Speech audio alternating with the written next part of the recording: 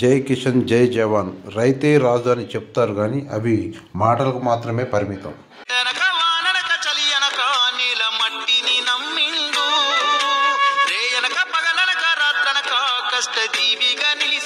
ఈ పొలం ఇంత పచ్చగా ఉన్నదంటే రైతు శ్రమ ఎంతో ఉంది. ఇప్పుడే గింజ రెడీ అవుతుంది. ఈ గింజని గట్టిగా గిల్లితే పాలు వస్తున్నాయి.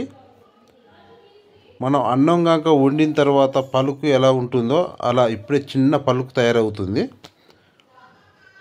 చూశారు కదా, చిన్న పలుకు తయారవుతుంది.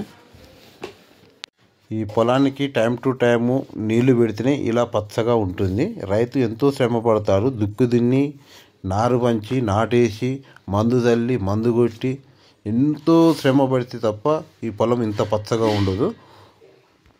ఇంత శ్రమపడి ఈ వడ్లని రైతు మార్కెట్కి తీసుకొచ్చిన తర్వాత మార్కెట్లో కొంతమంది దళారీలు దారుణంగా తయారై ఉంటారు.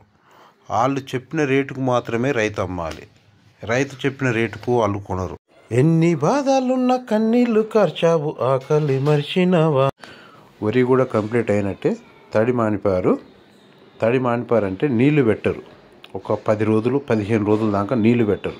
ఆ నీళ్లు పెట్టకుండా ఉన్నప్పుడు ఈ వడ్ల గింజ అనేది గట్టిగా అవుతుంది. ఇంతకుముందు చెప్పాను కదా, పిండి లెక్క పాల లెక్క వస్తుందని. ఆ గింజ గట్టిగా అవుతుంది. చూడండి, ఇప్పుడు ఆ గిల్లితే గట్టిగా వస్తుంది. ఈ తడి మానపం వల్ల గట్టిగా అవుతుంది అన్నట్టు. ఇవి బియ్యంలో మారుతాయి. ఆ బియ్యాన్నే మనం తింటాం. కొంగు నడుము చుట్టవే చెల్లమ్మ, కొడవళ్ళు చేయి పట్టవే చెల్లమ్మ. ఇలా కొడవళ్ళు చేత పట్టుకొని అక్కలు అమ్మలు నా చిన్నతనంలో ఉరి కూసేవారు. అప్పుడు 10 ఎకరాలని 10 రోజులు కూసేవారు. ఇప్పుడు అదే 10 ఎకరాలని వరి మిషన్ అని వచ్చింది. ఉదయం స్టార్ట్ చేస్తే సాయంత్రం మటుకు ఒడ్లు వచ్చి రైతింట్లో ఉంటాయి. ఇలా టెక్నాలజీ పెరిగింది కానీ రైతు మాత్రం ఇప్పటిదాకా బాగుపడ్డ చరిత్ర అయితే లేదు. మనకు ఏమైనా వస్తువులు కావాలంటే కిరాణం కొట్టుకు, సూపర్ మార్కెట్కు పోతే వాళ్ళు చెప్పిన రేటుకు మాత్రమే మనకిస్తారు. అదే రైతు పండించిన పంట మాత్రము, కూరగాయలు కానీ ఇలా ధాన్యం కానీ వాళ్ళు చెప్పిన రేటుకే మనం ఇవ్వాలి. మనం చెప్పిన రేటుకు మాత్రము వాళ్ళు తీసుకోరు. రైతు రాత మారాలన్నా, రైతు రాజులా బతకాలన్నా, రైతు పండించిన పంటకి గిట్టుబాటు ధర రైతే కేటాయించినప్పుడు మాత్రమే రైతు రాజు అవుతాడు.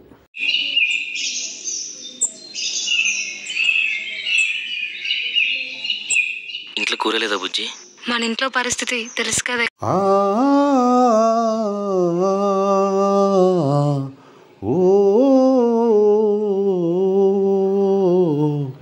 రైతు రైతు రైతో పాడుగాను నీ రాతో, మెతుకు మెతుకుపై నీ పేరున్న ఎతుకులాట నీ బతుకు. జై కిషన్ జై జవాన్.